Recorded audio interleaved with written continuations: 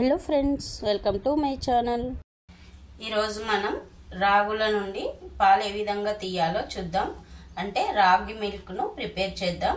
దాని కొరకు 1 కప్పు రాగులని ఒక గిన్నెలోకి తీసుకొని 10 to 12 అవర్స్ నానబెట్టాలి. అంటే ముందుగా 2 నుంచి 3 సార్లు నీట్గా కడగాలి. ఆల్రెడీ వీటిని కడిగి ఆరబెట్టినవి తీసుకున్నా.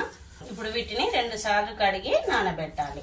ఈ విధంగా 2-3 టైమ్స్ నీట్గా కడిగిన తర్వాత ఇవి మునిగే వరకు వాటర్ వేసి 10 to 12 అవర్స్ నానబెట్టాలి. అంటే 10 నుంచి 12 గంటలు నానబెట్టాలి. అదే విధంగా ఒక గిన్నెలో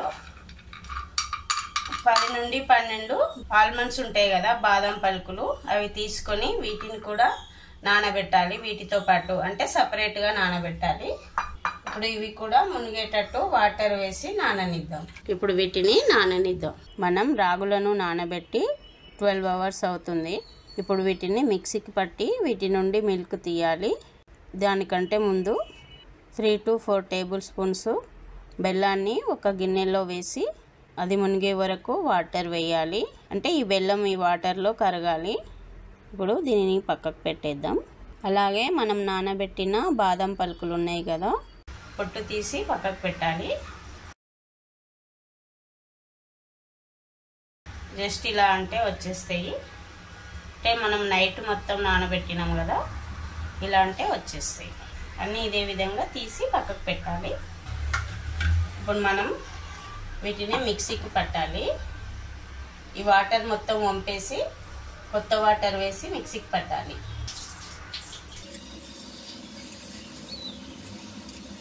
కొద్దిగా మునిగే వరకు వేయాలి వాటర్, ఎక్కువ అవసరం లేదు. మిక్సీ జార్లో ఎక్కువ వాటర్ తీసుకోవాల్సిన అవసరం లేదు. ఇవి మునిగే వరకు వేస్తే సరిపోతుంది వాటర్. నేను ఒక 1/2 కప్పు వేసిన, అంతే, ఎక్కువ వేయలేదు. ఇప్పుడు వీటిని మిక్సీకి పట్టాలి. మరీ మెత్తటి పేస్ట్ లాగా కాకుండా కొద్దిగా బరకగా పట్టాలి. ఇప్పుడు మనం ఒక చిన్న గిన్నెను అలాగే ఒక ఫిల్టర్ని తీసుకోవాలి. తీసుకొని మనం మిక్సీకి పట్టిన ఈ రాగులను వడగట్టాలి. స్పూన్తో ఇలా గట్టిగా ప్రెస్ చేస్తూ కలుపుతూ ఉంటే ఈ రాగుల నుండి పాలు మొత్తం గిన్నెలోకి వచ్చేస్తాయి.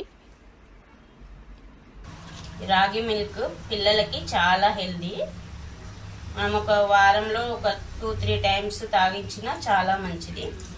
అదేవిధంగా పెద్దవాళ్ళు తాగినా చాలా హెల్దీ.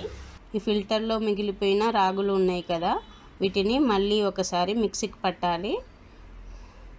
ఇంకొక 1/2 కప్పు వాటర్ యాడ్ చేయాలి. ఇప్పుడు చేసి మిక్సీకి పట్టాలి.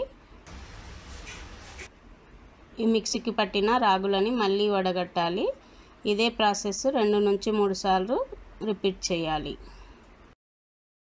ఒకటేసారి పేస్ట్ లాగా మిక్సీకి పట్టొద్దు. రాగులను కొద్దిగా బరకగా మిక్సీకి పట్టాలి. కొద్దిగా వాటర్ వేసుకుంటూ ఒక 3-4 టైమ్స్ మిక్సీకి పట్టాలి. ఒకటేసారి పేస్ట్ లాగా మిక్సీకి పడితే మిల్క్ రావు, మొత్తం పిండి అయిపోతాయి కదా, అప్పుడు వీటి నుంచి మిల్క్ తీయలేమన్నమాట. ఇలా కొద్దిగా బరకగా మిక్సీకి పట్టాలి.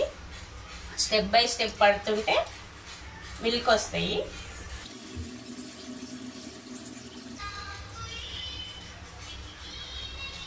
ఇప్పుడు దీనిని మళ్ళీ మిక్సీ జార్లో వేసి ఒక 1/2 కప్పు లేదా 1/2 కప్పు అన్ని వాటర్ వేసి మళ్ళీ మిక్సీకి పట్టాలి. ఇప్పుడు ఈ పాలు పక్కకు పెట్టాలి. సేమ్ ఇంతకుముందు ఏ విధంగా చేసామో అదే రిపీట్ చేయాలి. ఇలా 3 to 4 టైమ్స్ చేయాలి.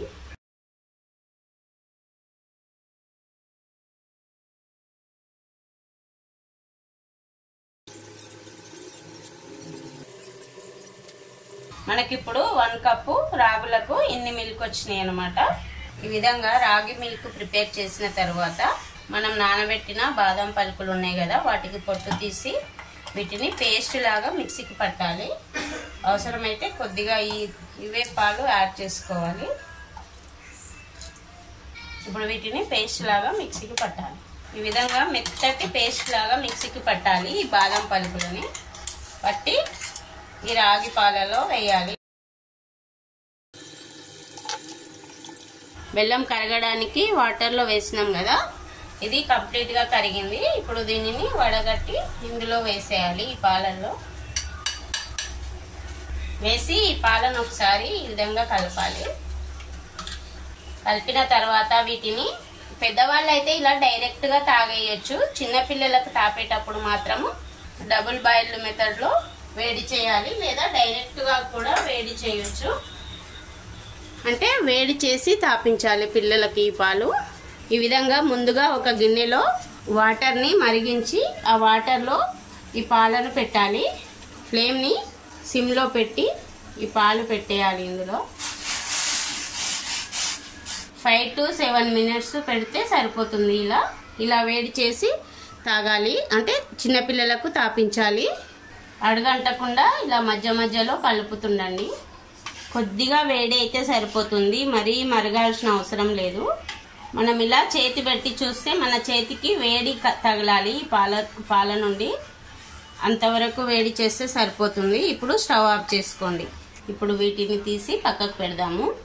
పాలను ఇలా కాగబెట్టిన తర్వాత ఒకసారి మళ్ళీ వడగట్టాలి. ఇలా వడగట్టిన తర్వాత సర్వ్ చేసుకుంటే సరిపోతుంది.